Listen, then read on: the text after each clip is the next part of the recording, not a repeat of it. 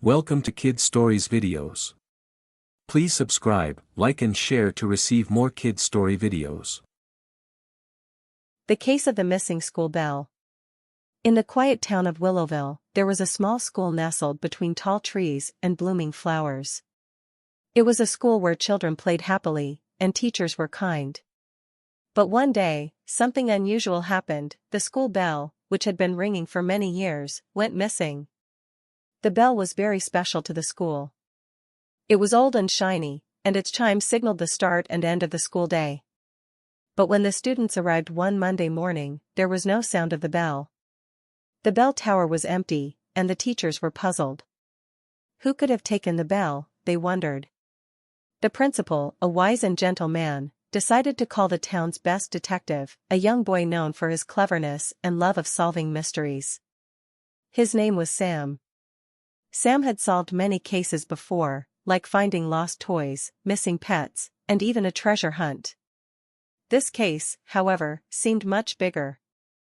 When Sam arrived at the school, he was greeted by the principal and the head teacher. "The bell has gone missing, Sam." "We have no idea how it happened," the principal said with a worried look. Sam nodded and began his investigation. His first step was to visit the bell tower. He climbed up the narrow stairs and reached the top. There, he noticed something strange, a few feathers scattered around the floor. Birds maybe?" Sam thought. He carefully collected the feathers and made a note of them. Next, Sam decided to speak to the janitor, Mr. Brown, who had been cleaning the school that weekend. "Mr. Brown, did you see anything unusual near the bell tower?" Sam asked. Mr. Brown scratched his head. "Well, now that you mention it, I did hear some fluttering sounds, like birds flying in and out, but I didn't think much of it," he replied. Sam thanked him and moved on to the playground, where the students were gathered.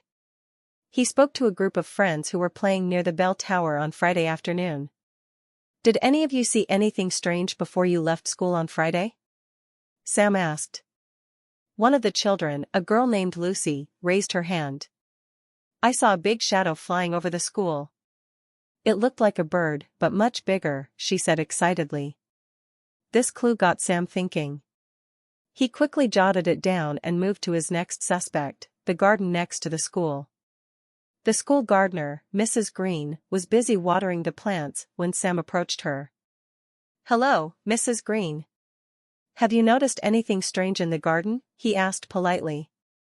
Mrs. Green thought for a moment and then said, "Well, I did notice a large bird sitting on the school roof this morning. It was a very unusual bird, much larger than the ones I normally see." "Interesting," Sam said. He thanked her and ran back to the bell tower. With all these clues pointing toward a bird, Sam was convinced that the culprit might not be a person but a bird. Sam climbed back up the bell tower, this time looking closer at the surroundings. He peered out the window and, sure enough, spotted a large nest at the top of a nearby tree. The nest was made of twigs, leaves, and something shiny. Sam's eyes lit up. Could it be the missing bell? Without wasting any time, Sam rushed down and called the principal, the teachers, and some of the students. Together, they all gathered near the tree. Sam pointed to the nest.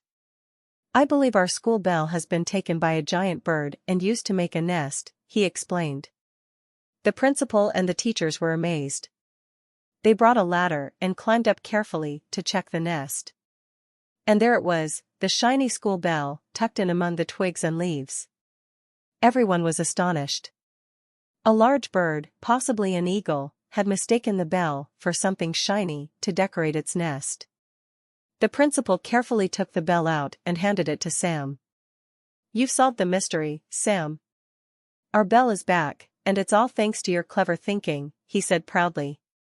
The entire school cheered for Sam as the bell was returned to its rightful place in the tower. From that day on, whenever the bell rang, it reminded everyone of the great detective work done by a young boy who never gave up.